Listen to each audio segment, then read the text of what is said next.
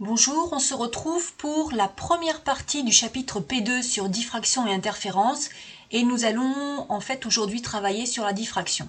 Lorsqu'une onde de longueur d'onde lambda qui s'exprime en mètres rencontre une ouverture ou un obstacle de dimension que je vais appeler par exemple petit a toujours en mètres, eh bien la direction de la propagation de l'onde est modifiée et c'est ce qu'on appelle la diffraction.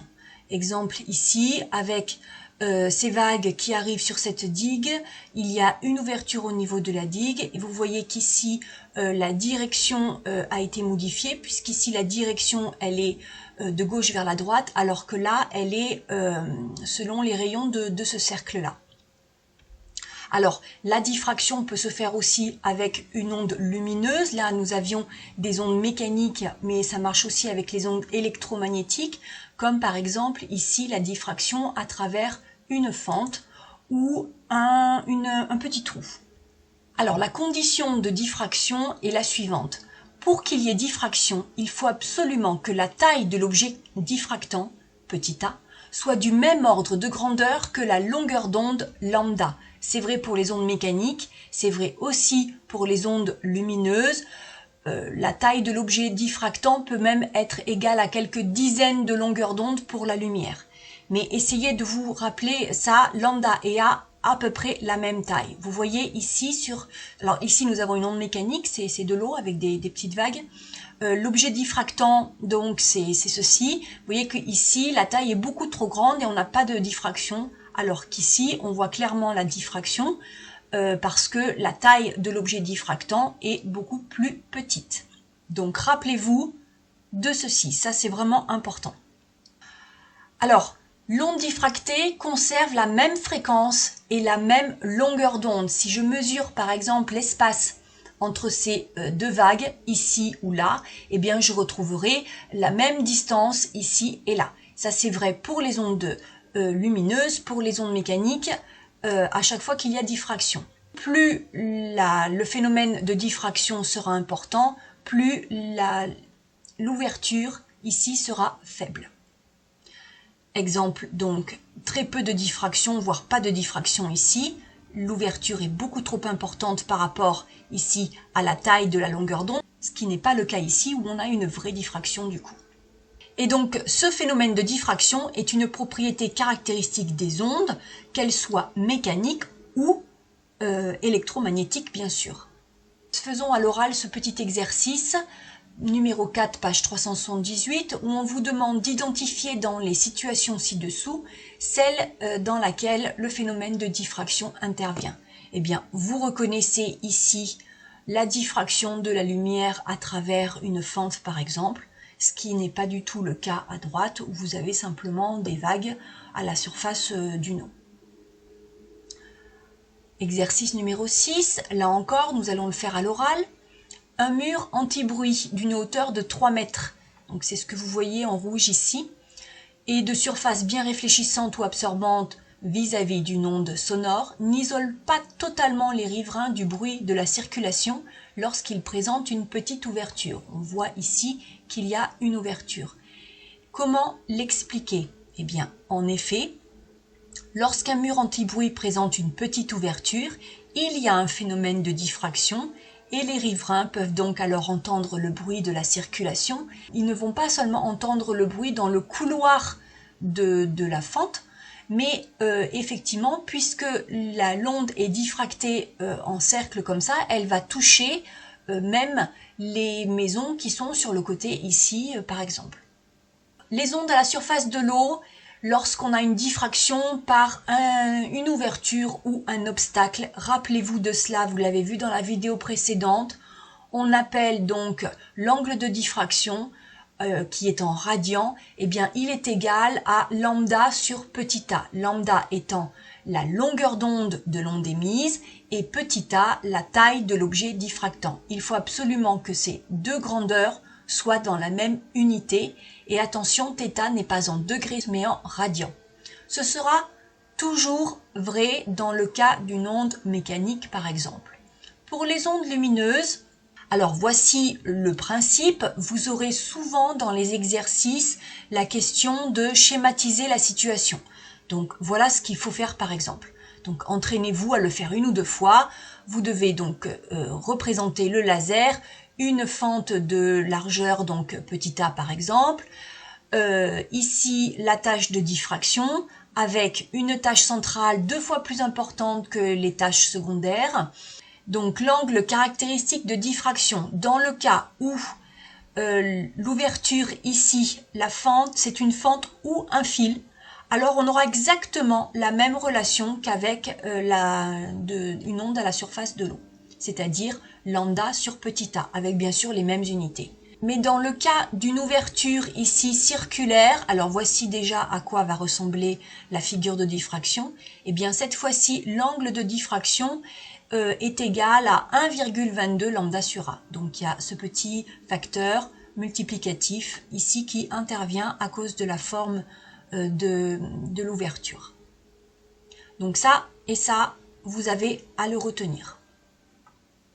Alors, ce qui vous avez vu également dans la vidéo et ce qu'il va falloir savoir le refaire, c'est exprimer θ en fonction donc des grandeurs mesurables facilement avec un simple mètre. Ici donc la demi-tâche de centrale de diffraction ainsi que la distance entre la fente et l'écran sur laquelle on voit la figure de diffraction, parce que en effet, d'après ce triangle rectangle ici, eh bien la tangente de θ est égale à côté opposé sur côté adjacent, c'est-à-dire L sur 2 sur grand D, c'est-à-dire encore L sur 2D. Et lorsque les angles sont petits, ce qui sera toujours le cas si D est suffisamment grand, eh bien on peut considérer que la tangente de θ vaut à peu près θ, à condition bien sûr que ce soit en radians, hein, et c'est égal donc à L sur 2D. Cette grandeur-là et cette grandeur-là sont très facilement mesurables avec une simple règle et un mètre par exemple pour les grandes distances. Et donc, connaissant θ ici et connaissant une de ces deux grandeurs, eh bien vous en déduisez l'autre. Alors, ce type de situation, vous aurez à l'écrire régulièrement, c'est-à-dire faire le schéma. Bon, il ressemble à celui que je vous ai montré tout à l'heure. Voici ce que vous devez retenir, c'est que la tâche centrale est 2 fois plus large que les autres tâches. Et attention, quand on mesure la tâche centrale de diffraction, c'est du centre de l'extinction de lumière ici à l'autre centre de l'extinction de lumière ici également.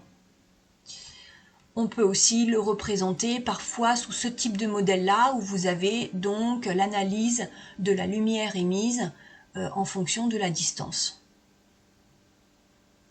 Alors le phénomène de diffraction sera observable avec une fente, un trou ou un obstacle. C'est-à-dire si par exemple on place ici, là c'est vide, hein, mais on place juste un petit cheveu, le cheveu crée un obstacle, et bien on va avoir exactement la même figure de diffraction que si nous avions une fente. Donc si on a une fente ici, on observe exactement la même figure de diffraction. Vous observerez donc ce type de diffraction en fonction que l'on a donc ici soit une fente, soit un fil. Ici, donc un petit trou, une fente circulaire ou alors une fente carrée. Allez, on s'entraîne avec cet exercice-là en éclairant une ouverture de diamètre petit d égale à 30 micromètres à l'aide d'une radiation de longueur lambda égale 532 nanomètres. On vous dit qu'on obtient sur un écran une figure de diffraction. Et on vous demande, première question, de schématiser le dispositif expérimental. Allez, mettez sur pause et faites l'exercice en entier. On se retrouve pour la correction. Donc, schématiser le dispositif expérimental. Donc, le faisceau laser qui éclaire un petit trou, attention, de taille D. On ne l'a pas appelé A, mais D. Et puis, ici, on fait apparaître l'angle de diffraction θ qui vous est donné ici. On obtient des anneaux de diffraction avec une tâche centrale nettement plus lumineuse que les autres. Et on va passer à la question 2. On vous demande de calculer cet angle de diffraction. On vous a donné l'expression ici, donc vous l'utilisez. Donc pour passer des micromètres au mètre, on multiplie par 10 puissance moins 6. Et pour passer des nanomètres en mètres, on multiplie par 10 puissance moins 9. Donc dans le calcul, on écrit ceci. Attention, là, les mètres sont indiqués en grisé juste pour vous montrer qu'on a bien mis dans la même unité. Mais rappelez-vous, vous sur votre copie, vous n'écrivez pas le nom des unités dans le calcul. Un résultat à 2 chiffres significatifs à cause du diamètre petit d, et donc nous obtenons 2,2 10 puissance moins 2 radians. N'oubliez pas que l'angle est en radians. On étudie la diffraction d'une onde à la surface de l'eau. On vous donne la valeur ici de sinus θ qui est égale à lambda sur A. On aurait pu vous écrire θ égale lambda sur A, mais ici on vous donne cette valeur-là, donc dans les calculs vous utiliserez sinus θ. Et on vous demande de calculer lambda et petit a pour ces deux situations-là. Vous mettez sur pause et vous faites l'exercice. Allez, on corrige. Donc, attention à bien mettre votre calculatrice en mode radian pour faire ces calculs. Nous allons compléter cette valeur manquante ici, donc la valeur de lambda. Nous allons d'abord l'exprimer. Ça devient donc lambda égale petit a fois sinus θ. Lambda est égal à 1,3 fois 10 puissance moins 2 fois sinus 0,50 et on trouve 1,3 10 puissance moins 2 mètres, c'est-à-dire, pour l'avoir en centimètres, 1,3 cm. De la même façon, on vous demande de calculer dans cette situation l'ouverture petit a. Donc on exprime petit a. On procède au calcul en faisant attention aux unités et on trouve la valeur de 2,3 cm. Voilà, c'est tout pour aujourd'hui. J'espère que vous avez bien compris. N'hésitez pas à noter sur votre bloc-notes toutes les questions à me poser pour le prochain cours. À très bientôt.